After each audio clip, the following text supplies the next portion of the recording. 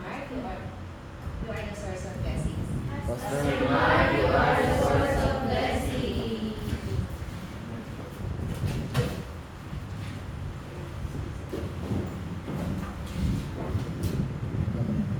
Yes po, pakibati po yung bawat isa. You are the source of blessing. You are the source of blessing. Kamusta po ang bawat isa?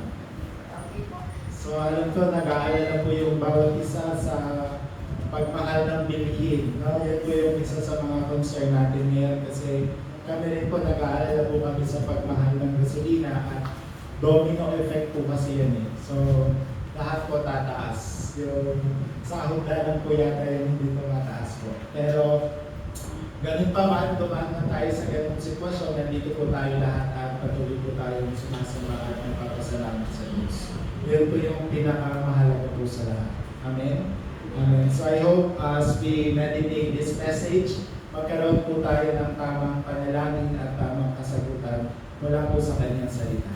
Amen. So, yung title po ng message natin for today, The Fundamental of All Blessings, the Throne. So, alam naman po natin kung ano yung nasa loob ng trono ng Diyos.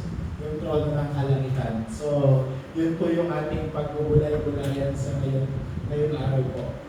Amen. Sa ating pong introduction, bilang anak ng Diyos po, dapat palagi po natin kino-confirm. No? I-confirm po natin na yung foundation at yung pagpapala sa simula ay nanggagaling po ito sa trono ng Diyos. Lahat po ng pagpapala. Kasi sa trono po ng Diyos, kompleto na po ang nandun. Wala ka na pong hahanapin. Bakit po yung triangle, doon po siya nananahan sa trono ng Diyos. Doon po siya nag-e-exist. Doon po siya namumuhay. So, doon po sa trono ng Diyos. And as we continue to approach po yung trono ng Diyos, nawa may experience po natin yun sa ating buhay.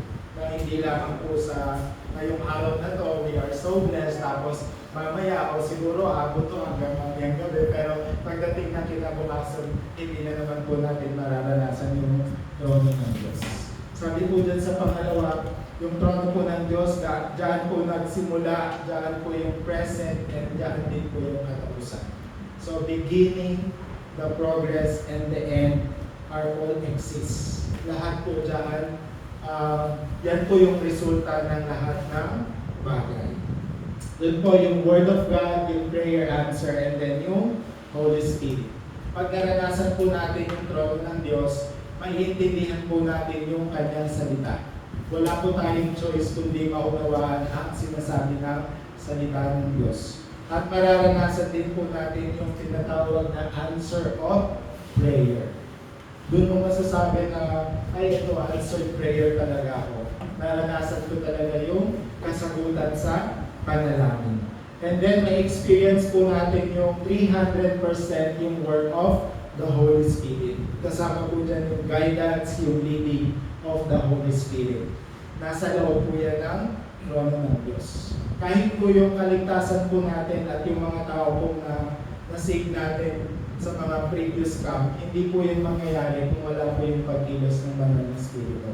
Yun po yung pinakadakilang work of the Holy Spirit, yung meron po tayong mailigtas. At nailigtas din po natin yung ating mga sarili. So pag ang trono ng Diyos po ay nanahan, lahat po ng eternal na bagay mangyayari. Lahat po ng absolute na bagay mangyayari. Yung mga bagay po na hindi nagbabago, mangyayari po yun sa atin. Kaya sa loob po ng ating, dapat palagi po tayo nasa loob ng kanyang salita. Hindi po sa loob ng sarili lang natin na isip. Sarili lang po nating desisyon. Dapat tayo po ay nasa loob ng salita ng Diyos. At nasa loob po tayo ng panalangin, hindi po sa sarili nating lakas. Ganun din po sa pangatlo, nasa loob tayo ng paggabay ng banal na Espiritu, hindi po sa sarili nating plano. So I know you have a lot of plans. Kanina yung mga bata, dinanong ko, anong plano nyo? Anong priority nyo? Makatapos ng pag-aaral, matulungan si mama.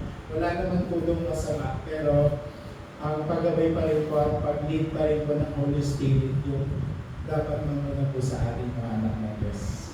So, yun po yung pinakamahalaga.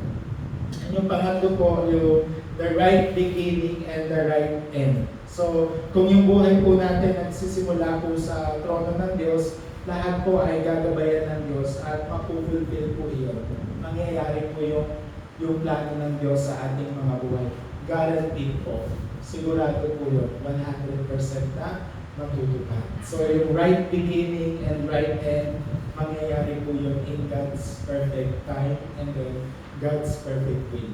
So hindi po tayo dapat nag-aalala sa mga bagay. Amen. So sa ating po main message, ayan, yung the Lord of the throne, yung absolute watchtower. So baka nakalimutan po natin na God is our Creator.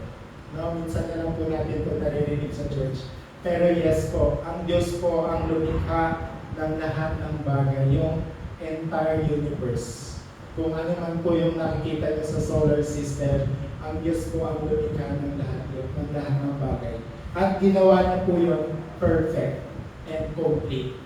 Ganun po makapangyarihan ang Diyos. Kaya meron po dyan yung tatlong O. Omniscient, omnipotent, omnipresent. Hindi po yan out of office ko yun. So, when we say omniscient, ang ibig sabihin po niya, God knows all. Alam ng Diyos ang lahat ng bagay. Alam ng Diyos yung nangyayari sa buhay mo. Alam ng Diyos yung iniisip mo. Alam ng Diyos yung mga pighati mo sa buhay. Alam ng Diyos yan. Alam ng Diyos pati yung bilang ng buhok natin, sabi sa Biblia, di ba? Kaya po siya tinatawag na omniscient. When we say omnipotent, ang ibig sabihin po niya, God can do all. Kayang gawin ng Diyos ang lahat ng bagay. Sabi sa kanta, di ba, walang imposible sa ating Diyos. Kayang-kaya niyang gawin ang lahat. So, kaya siya po yung omnipotent. And then yung omnipresent, ang ibig sabihin po niyan, God is everywhere. Kahit saan ka po, andun din po ang Diyos. Siguro, it's a matter of, parang isipin mo na kasama mo talaga ang Diyos. Diba? It's a matter of being present dun sa blessing of Emmanuel. Kumbaga, kunyari, yung isang nanay, kasama niya yung anak niya, pero yung anak niya layo ng layo. Ganun din, parang hindi rin sila magkasama. Diba? So, lagi natin kasama ang Diyos at nandun siya kahit saan. Kaya ang tawag po sa Kanya dun sa dulo yung S, sovereign. Siya po ang Diyos na makapangyarihan sa lahat. Wala po siyang limitasyon. No? Wala po siyang limitless. Yun po yung God, our Creator. Yun po yung nasa trono ng Diyos. Amen. Yung pangalawa po, yung Savior Christ. Ito naman po yung Diyos Anak. Doon po sa Triune God. Ano pong ibig sabihin nito? Si Hesus Kristo yung tinatawag po na central figure. Ibig sabihin po siya po yung nag-fulfill ng plano ng Diyos. Siya po yung gumanap doon sa plano ng Diyos. Lalo-lalo na po yung salvation na tinanggap po natin lahat. Diba? Siya po yung nag-fulfill ng tinatawag natin Genesis 3:15, yung offspring of a woman. Siya po yung gumanap nun. Siya po yung nagdala ng Emmanuel sa Isaiah 7:14. Diba? Tatawagin siyang Emmanuel na ibig sabihin ay kasama natin ang Diyos. Siya rin po ang Kristo na palagi po natin pinapahayag sa Matthew 16:16. So siya po yung lahat ng gumanap nun. Siya rin po yung nagsabi na sa John 19:30, it is finished. Diba? Importante na alam natin na dahil kay Hesus Kristo, natapos na ang lahat. Sa salitang sa salitang Hebrew ba yun? Or pag sinabi po, it is finished, ibig sabihin, bayad na yung utang mo, complete na. Now, the debt has been paid. And then, pag dinala mo naman siya sa judge ba yun, or sa court, the sentence are served. So, ibig sabihin, tapos na, hindi ka na dapat magdusa pa kasi na-serve na yung sentence. No, may isa pa nakalimutan ko lang. Baka maalala natin. Pero si Jesus po lahat ng gumanap nun. Siya rin po yung tinatawag na Lord before eternity. Siya rin po yung incarnate. Ibig sabihin, siya din po yung nagkatawang tao. Siya din po yung tinatawag natin the resurrected Lord at nabuo ng muli. So ngayon, next week pa yung Holy Week, di ba? Na-experience na naman yung Holy Week. Maalala na naman yung ginawa ni Jesus. Di ba? So tayo, alam na natin yon at na-receive na natin yung kasagutan na yon. So hindi na natin kailangan saktan pa yung mga sarili natin kasi sapat na yung ginawa ni Jesus. Okay na yun. Tapos na lahat ng mga kasalanan natin. Ano pa? Siya din yung Lord of second coming. At siya ay muling magbabalik. Diba? Sana naisip natin na sana abutan ko pa yun yung muling pagbabalik ni Jesus. At pag nagbalik siya, siya ay tatawagin ng Lord of Judgment. So, kukunin niya na yung mga kanya. At may iwan yung mga hindi tumanggap sa Diyos o kay Jesus Cristo. Kaya, Lord of Judgment. And siya din po yung the Lord of our faith. Siya rin po yung dahilan kung bakit meron ka po pananampalataya ngayon. Kung meron kang totoong pananampalataya. Dahil po yun kay Jesus Cristo, our Savior. Kaya sabi po dyan sa Hebreo 12:2, ituon natin ang ating paningin kay Jesus, sa Kanya nakasalalay ang ating pananampalataya mula simula hanggang katapusan. Dahil sa kagalakang naghihintay sa Kanya, hindi niya inalintana ang kahihiyan ng pagkamatay sa krus at siya ngayon nakaupo sa kanan ng trono ng Diyos. Amen? So, gagawin na lang po natin, fix your eyes to Jesus. Diba? Ituon natin ang ating paningin kay Jesus Cristo. Amen. Yung pangatlo po, the Holy Spirit, the Counselor. Alam niyo po ba yung mga counselor? Alam niyo po ba yung trabaho ng counselor? Di ba sa isang bayan o sa isang city, ilan yung counselor? 8? 8, di ba? Yung work nila is, as usual, yung tagapayo. Tagapayo sila, parang guidance counselor. Hindi ka naman inaano ng guidance, hindi ka naman nila sinasaktan, hindi ka naman nila judge. Pero ang trabaho kasi nila ay itama yung mga gawain na may itama. Ganun din po yung trabaho ng Holy Spirit. No? I-guide tayo, i-lead tayo. At turuan tayo sa dapat nating gawin.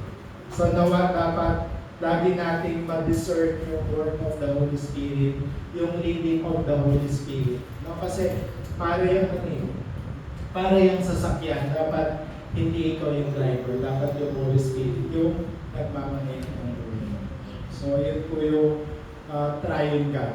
Yung God na Creator, Christ as a Savior, and then yung Holy Spirit bilang Counselor. Sabi dyan sa, anong verse pa doon? Deuteronomy 33:27, sa baba na lang po yung basahin ko. Sa mulat-mula pa'y ang Diyos na ang inyong tanggulan, walang hanggan niyang bisig ang inyong kadungan. Mali. 1 Corinthians 12:3. Kaya't nais kong malaman ninyo na walang taong pinapatnubayan ng Espiritu ng Diyos ang magsasabing sumpain si Jesus. At hindi rin masasabing inuman na si Jesus ay Panginoon kung hindi siya pinapatnubayan ng Espiritu Santo. Ang linaw po, no? Hindi mo masasabi na si Jesus ang Diyos, si Jesus ang Kristo kung hindi ka pinapatnubayan ng banal na Espiritu. Pag nasabi mo yon without the Holy Spirit, baka nagkasala ka pa. Diba? So, we have to make sure na we are always guided and led by the Holy Spirit. Amen. Sa pangalawa, yung eternal one. Ano pong ibig sabihin nito? Meron po tayong complete guarantee or complete assurance. Sigurado po ang mangyayari. Wala po tayong magiging tawag doon yung pag-aalala pa tayo. Kasi binigyan po tayo ng complete assurance. Deuteronomy 33 verse 27.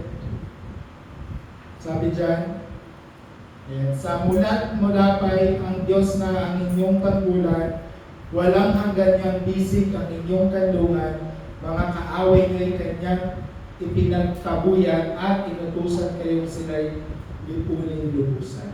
So 100% po yan, guarantee. Sigurado pong mangyayari sa atin. Amen. So number 3 po, the Lord of authority and power. So, meron din po tayong authority, meron din po tayong power. Ano pong klaseng power bilang child of God? Hindi ko po nalagay dyan yung pinakauna. We have the authority na mamahala po sa lahat ng bagay as Genesis chapter 1:28. Diba? Because of 27, we receive the blessing of verse 28. Tayo po yung mamamahala sa lahat ng bagay. We have the authority of heaven and on earth. So Matthew 28:18. Sabi rin, diba, ibinigay na sa inyo ang lahat ng kapangyarihan dito sa lupa at sa langit. Kaya pwede na kayo go and make disciple. Diba? Ano pa? The authority to make Satan kneel at one's feet. Kaya nating patumbahin si Satan para tawag doon yung pasukuin. Ano bang ginagawa pag sumusuko yung isang hinuhuli ng pulis? Diba tumataas siya ng kamay tapos parang umuupo siya. Ibig sabihin, sige na, hindi ko na kaya, suko na ako. Dapat maging ganun si Satan sa atin, hindi yung baliktad. Tayo yung mapapasuko ni Satan. We have the authority. Ang gagawin na lang natin, we need to use that authority hanggang sumuko na si Satan sa inyo at lumipat na siya sa iba. Diba? So we have to use that kind of authority. And ano pa? Authority to overcome the power of death, disaster, and hell. So hindi ibig sabihin nito, ay hindi na ba ako mamamatay kasi I have the authority. Hindi po ganun. No? Ang authority na po ito is tayo syempre yung physical natin mamamatay pero yung ating spirito ay mamumuhay ng eternal. Walang hanggang buhay. So hindi na natin may experience yung hell. Kasi we have received yung salvation. So we have received this kind of authority. And then yung authority of being disciple, master of all authority. If you are disciple, mas marami kang marireceive na blessing, mas marami kang marireceive na authority. Kasi you are disciple. Kahit yung mga disciple ni Jesus, di ba, yung 12 disciple, kahit saan sila pumupunta kasi tawag doon, winawasak nila yung work ni Satan sa mga tao. Yung mga demonyo na sinasapian ng masasamang spirito, sila yung pumupunta doon at lahat yung lumalayas. Kasi they have yung special blessing to break down yung work ni Satan. Yun po yung mga disciple. And then, authority to control yung power of enemy. So, nasabi ko na po kanina, wala po tayong ibang kaaway kundi ang diablo. Wala po tayong ibang kaaway kundi si Satanas. So, it's up to you. No, it's up to you if you will use that authority. Nasa iyo na yan. So, I pray na lahat po tayo ay gamitin lang natin ang gamitin kasi unlimited naman po yung authority na yan. Hindi po yan nauubos. So, all you have to do is to use it. Lahat po ng authority na to ay binigay sa atin bilang tayo po ay absolute baptism or absolute watchtower. Amen. So, yun po. Pangalawa, the power of the throne. Ito naman po yung absolute journey. So bilang anak po ng Diyos, binigyan po tayo ng absolute journey. Kagaya po ng 7 remnants. May kanya-kanya po silang journey. And hindi po sila nagsimula sa madaling buhay. Pero ang importante, nakapasok po sila ron sa journey na ibinigay sa kanila ng Diyos. They are able to walk on that journey. So ano pong mangyayari pag na-experience po natin yung absolute journey? Kagaya po ni Joseph, di ba? Initially, si Joseph po, yung situation niya po is absolute impossible. Wala po siyang kasama, wala siyang kahit ano. pero na-overcome niya po lahat ng bagay. Yung nobody, naging everybody, naging everyone, and he started as nothing but he experienced everything. Gusto niyo ba yun? You may start as nothing, pero you will experience yung everything. Di ba nothing? Sino pa dito yung nothing yung wallet? Di ba nothing yung mga wallet? But yung pakiramdam mo, it seems like you have everything. So ganun po yung nangyari kay Joseph. Ano pa? Yung place of nowhere. No, parang feeling mo nasa kawalan ka, pero he was able to save everywhere. So kahit sa tayo magpunta, I hope makakapag-save tayo ng mga souls na aakin natin yung mga tao ni Jesucristo. Because of you, yung mga tao nagkakaroon sila ng relationship with God through Christ. Ibig sabihin nun, you have all this blessing of absolute possible, everybody, everything, and then everywhere.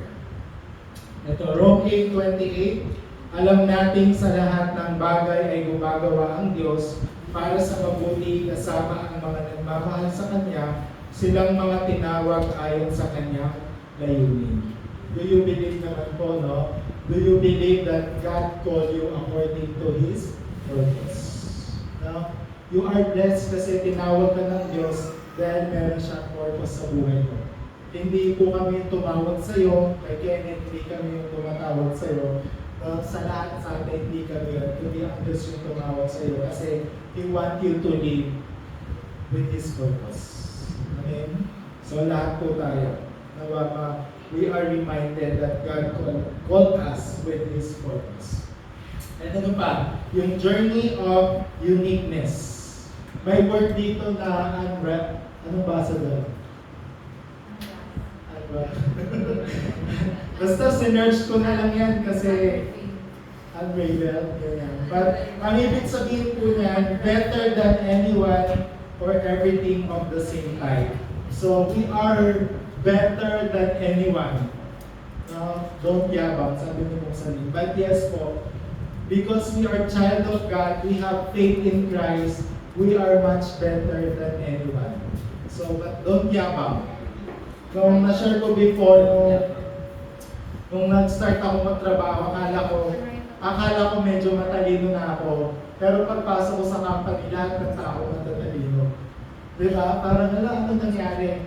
Na-share din ni Sinito si Lindon, sabi niya, akala niya daw, ang galing niya nang kumuha ng, kasi may po siya mag-picture doon. Anong tawag doon? Photographer po siya. Bago siya pumasok doon sa work niya, akala niya daw, ang galing niya na maging isang photographer. Pero pagdating niya doon, wala pa pala siyang halos alam. Parang medyo naliit daw siya at di niya nga daw makalimutan yung sinabi mo, parang boss na, sabi ng boss na, ay hindi ko pa alam yan, parang ganun. So medyo dinidit niya ng konti, pero he take it as a feedback, he take it as a gift, di ba? So ganun din po sa atin, na minsan ma-feel natin na we are nothing, ma-feel natin na parang medyo nabababa tayo sa sarili natin. We have to think na we are child of God. We have received yung 7 blessing, 5 assurance, lahat. So, we must be proud. We are better than anyone. Again, don't be yabang. So, don't yabang, sabi ni Matsoni. But yes po, we have received yung blessing of unprecedented and never repeated answer. Yan po yung pagpapala. Kagaya po ni Joshua. If maalala niyo po si Joshua, di ba? Ano po yung pagpapala na na-receive niya from God? To the point na yung araw at yung buwan po tumigil. Gusto niyo ba ma-experience yun na yung araw at yung buwan pinatigil ng Diyos para kay Joshua? That is unprecedented and never repeated answer. Yun po yung kasagutan na extraordinary. Hindi po naranasan ng iba, pero sa iyo lamang po yung ipaparanas ng Diyos. Kagaya ni Joshua. He overcome yung Jordan and then Jericho wall. Na-overcome na po yun. Amen. So ano pa? Yung journey of recreation. So, ito, napaka-importante po ito sa ating mga anak ng Diyos na ma-meet natin yung seventh person. So as we go older, habang ginagamit tayo ng Diyos, nawa makatagpuin natin yung mga taong hinanda ng Diyos na tutulong sa atin. Yan po yung seventh person. So you can memorize po yung remnant, pilgrim, conqueror, scattered, watcher, spy, and then yung highway builder o yung banner holder. So sila po yung mga taong kailangan ngayon. Sila po yung mga taong urgent na makakasama natin. For example po, si Joseph. Sino yung na-encounter ni Joseph? Si Potiphar. Diba? Na-meet niya si Potiphar, na-meet niya yung warden. Diba? Na-meet niya yung warden, tapos na-meet niya din si Pharaoh. So may mga pinapadala ang Diyos po sa atin. Si Paul, na-meet niya si Ananias. Na-meet niya si Barnabas. Sino pa? Si Lydia. Na-meet niya din si Silas at saka si Timothy. So laging may pinapadala po ang Diyos. Lagi po siyang may ina-attach na tao. Diba si Muksalim, lagi niya yung example, na-meet niya si Diego Naswanita, yung pamilya ni yung Alota family. Sila Teacher Rubilin, sila Pastora MK, si Pastora Sheila. Ibig sabihin doon, bago siya mag-mission dito, nakahanda na yung mga tao na yun, kailangan niya lang pong pumunta. Kailangan niya lang pong mag-go. Diba kasi you'll never know until you go. Hindi mo malalaman. Kaya kung po kayong, ay hindi ko alam kung ano yung mangyayari, you go first. Laging sinasabi sa atin. Diba sa Biaso, and then si Brent, then sila Dayan, sila Paco, sila Lara. Ngayon sa General Trias, may mga nag-aaray sa remnant. Let's pray for Leo. Sino pa yun? Si Sean. Diba? So I hope mag natin sila one time. Ma-invite natin sila dito. Diba? So lagi po may pinapadala ang Diyos. Ngayon, dati po, parang wala na rin akong time mag-review ng children message, pero may mga teacher na tayo ngayon. Diba? So, dati hindi ko alam kung magagawa natin yung afternoon worship sa children kasi yung ibang bata tulog pa sa umaga, ngayon nagagawa na natin kasi we go. Na, ang tawag ko po doon minsan trial and error. So, huwag niyo pong gamitin na term yung trial and error, but gamitin niyo po yung term na let's see kung ano yung gagawin ng Diyos. So, ang maganda lang, dapat you step first. Mag-step ka muna, pumunta ka muna, and then you'll see kung ano yung gagawin ng Diyos. So, ang tawag po doon, journey of recreation. Lagi pong naghahanda ang Diyos na mga tao tutulong sa iyo. Amen? Amen. Pangatlo po, glory of the throne, yung absolute guidepost or absolute milestone. So, ano pong ibig sabihin na to? Yung desire po ng Diyos. Ano ba yung number one desire of God? Ano ba yung desire? Ano ba yung pwede natin maiwan? Ano ba yung pwede masabi natin na ay siguro pwede na akong kunin ni Lord? Hindi dahil sobrang palit ko, kaya kinuha ko ni Lord. Pero dahil nagawa ko yung evangelism and then mission. Dahil sa pamamagitan ko, ako yung magiging main figure of 237 nation and then 5,000 tribes. Sa buong mundo po, based on the survey, may 5,000 na tribes. Dito pa lang po sa Pilipinas, madami na. So, we can start here po sa bansa natin. Diba? Yun po yung magiging glory of the throne or yung absolute guidepost. Sabi po dyan sa 1 Corinthians 10:31, so whether you eat or drink or whatever you do all to the glory of God. Kahit nagsisiyar po tayo, do it all for the glory of God. Lahat po ng ating ginagawa. Ngayong graduation na, yung graduation nyo, do it for the glory of God. Diba? Tapos na yung school, magbabakasyon na kayo, let's do it for the glory of God. Ang sabi ni Brent, ay gagawin na po namin yung 3-day weekend. So, pinagdaan ko yun. Diba? So, let's pray na magawa natin yung 3-day weekend dahil bakasyon, di ba? Yung 3 courtyard, then yung holy meditation. Let's take this opportunity na bakasyon at magawa natin yung 3-day weekend para sa field ng Biaso, MJ, EPSA, tapos sa General Trias. No? Yun po yung God's desire. So, huwag po natin alisin yung God's desire. Amen. And then for our conclusion, so you must always find out what is your priority. Next one. What is your priority? Ano bang priority ng buhay mo ngayon? Sige, anong priority ng buhay mo ngayon? So, di ba kung saan ka nagbibigay ng energy, ng time, lahat, that's your priority. So, you need to ask yourself from today, what is my main priority? Di ba? Glory to God alone. So, Soli Deo Gloria. Di ba? Yun po yung ating priority for our life. And so, of course, yung success in worship. So, we have to make sure Sabado pa lang na nagpe-pray na tayo na may I be successful in worship. Once a week lang naman itong worship na to, especially pag Sunday, we have to make the most out of it. We have to success in worship so that we will success in life. Now, panghawakan natin to. Success ako sa worship, for sure magsasuccess ako sa life ko. Amen? And then hold on to only. Panghawakan natin yung only Christ. Wala na iba. Only Jesus and then only Christ. So, paano mangyayari yon? We have to start with 3 days. Next one. 3 days. Yung Word of God today, yung prayer today, and then yung evangelism today. So, you can do it online. No? You can do it online. Lahat na ngayon online. So, might as well take the advantage of technology. No? Share Jesus. Kahit di mo kilala, hindi ka naman nga kilala eh. Then you will see yung mga prepared people na makaka-receive ng salvation because of you. Diba?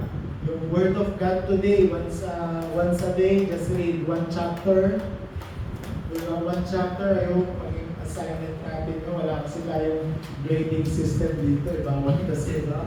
Pero kung may grade yata, why not, diba? So, basa ka ng 1 chapter and then, alam mo yung so, diba, scripture, ano yung O, observation, ano yung A, application, ano yung P, prayer.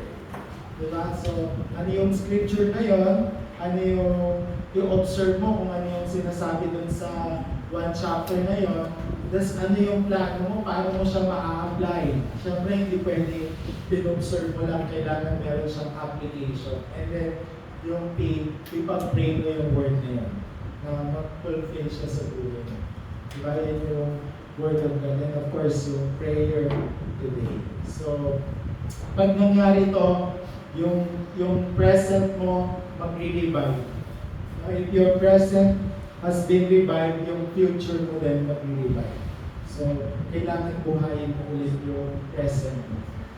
Kasi possible na 50-50 na yan, nasa ICU na yan. So, this is the time na I have to revive my present so that I can live for the future. Amen? So, you have to be involved dito. And last na po, yung every day, every hour, and everything. So, ang ibig sabihin nito, ma-experience natin yung blessing of worship. Lahat yan, 8 yan, mercy, fullness, forgiveness, healing, restoration, enjoyment, joy, happiness. Lahat. At sama na yung yung 9 fruits of the Holy Spirit. 5 assurances, yung 7 blessing, may enjoy natin yan sa loob ng worship. Ayan. So, ano pa? May last pa pala. The worship that God desire. Ayan. So, ano yung worship na dinidesire ng Diyos? Bago pag Sunday, you have to pray, and then when you come here, you have to make sure that you worship as living sacrifice. Basahin ko yung Romans 12:1. Let's read all together. Kaya nga, mga kapatid, alang-alang sa masaganang habag ng Diyos sa atin, ako'y nakikiusap sa inyo na ialay ninyo ang inyong sarili bilang isang handog na buhay, banal at kalugod-lugod sa Diyos. Ito ang karapat-dapat na pagsamba ninyo sa Diyos. Amen.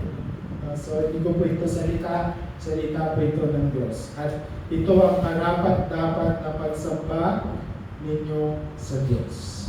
Yung balik mo agad. Yung pangalawa, yung worship that please God. Ayan. Yung worship that please God. When you worship God, you need to have faith. Yung faith mo dapat, active. Anong verse to? Hebreo 11:6. Hindi maaaring kalugdan ng Diyos ang walang pananampalataya sa Kanya, sapagkat ang sinumang lumalapit sa Diyos ay dapat sumampalatayang may Diyos at Siya ang nagbibigay ng gantimpala sa mga bumahanap sa Kanya. So, if you worship, you need to have your faith with you. Hindi yung, ay kailangan makasimba ako kasi it's a routine. Hindi po gano'n. You need to have faith with you. Amen. And last na po, yung true worship. Lagi natin itong binabasa dito. Worship in spirit and in truth. Sumamba ka sa spirito at sa katotohanan. John 4:23 hanggang 24. Subalit dumarating na ang panahon at ngayon na nga na ang mga tunay na sumasamba sa Ama ay sasamba sa Kanya sa spirito at katotohanan, sapagkat ganyan ang uri ng pagsambang ninanais ng Ama. Ang Diyos ay Espiritu at ang sumasamba sa Kanya ay dapat siyang sambahin sa Espiritu at katotohanan. Amen? So when you worship here, dapat yung tatlo kanina, dali mo nga. Yung tatlo na yan ay experience natin. I-ready natin yung tatlo na yan. Living sacrifice, yung worship that please God, and then yung worship in spirit and in truth. Amen. So, with that, you can confirm na I have victory in worship today. Amen. Amen. So, palakpakan po natin ang Diyos at tayo po ay saglit na manalangin. Let's close our eyes and let's bow our head. Let's pray. Lord God, maraming salamat po sa napakahalagang salita na aming natutunan sa araw na ito. Thank you for allowing us na palaging ma-experience po yung kapangyarihan ng iyong trono. Thank you for reminding us that you are God, our Creator. You are God, our Jesus, God of our salvation. And thank you for reminding us that we can rely with the guidance and work of the Holy Spirit. Thank you for establishing ourselves bilang mga absolute partisan, absolute watchtower, and giving us the absolute journey so that we can live po yung absolute guideposts. From today, help us to success in our 3 days. Help us to success in our worship in spirit and in truth. Worship with faith that please God, and help us to be victorious po sa aming pagsamba, Panginoon. Salamat po sa iyong mga anak na narito. Nawa yung mensahe na to ay ingatan mo sa aming mga puso at magkaroon ito ng fulfillment, ng application po sa buhay ng bawat isa. Ito po ang aming dalangin sa pangalan ni Jesus. Amen. Amen.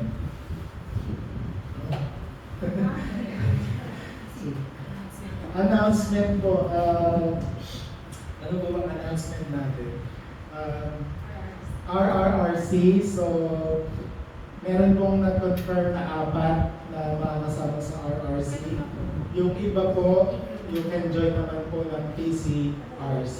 So, we have to do balance kasi na hindi maapektuhan yung church and then hindi maapektuhan yung family. So, for example po, sa Sayonara kasama ko, no?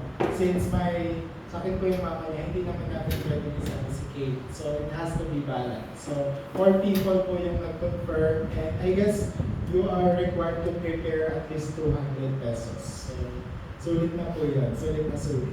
Ano pa po? PCRC by May. So, let's prepare kasi yung church po natin yung host, no? So, possible may pagawa sa atin sa before PCRC. So, we need to ready habang bakasyon pa.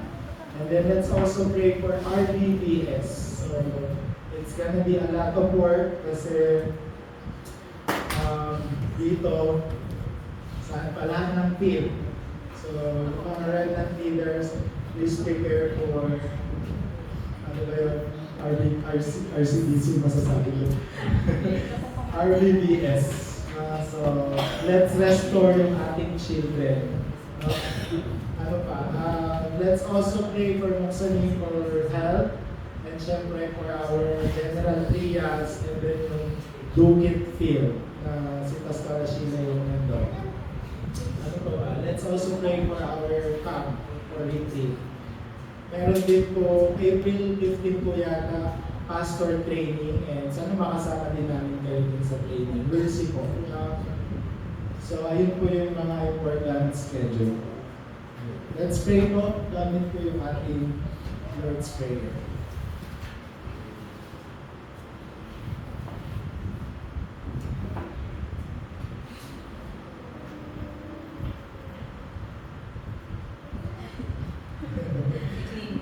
Ano nangyari? Nag-clean.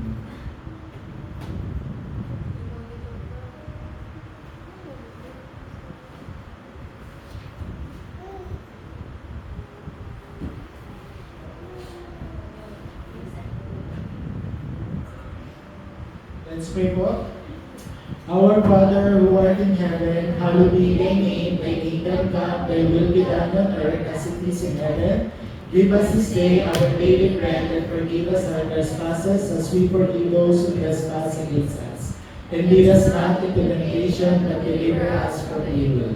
For thine is the kingdom and the power and the glory forever. Amen. Amen.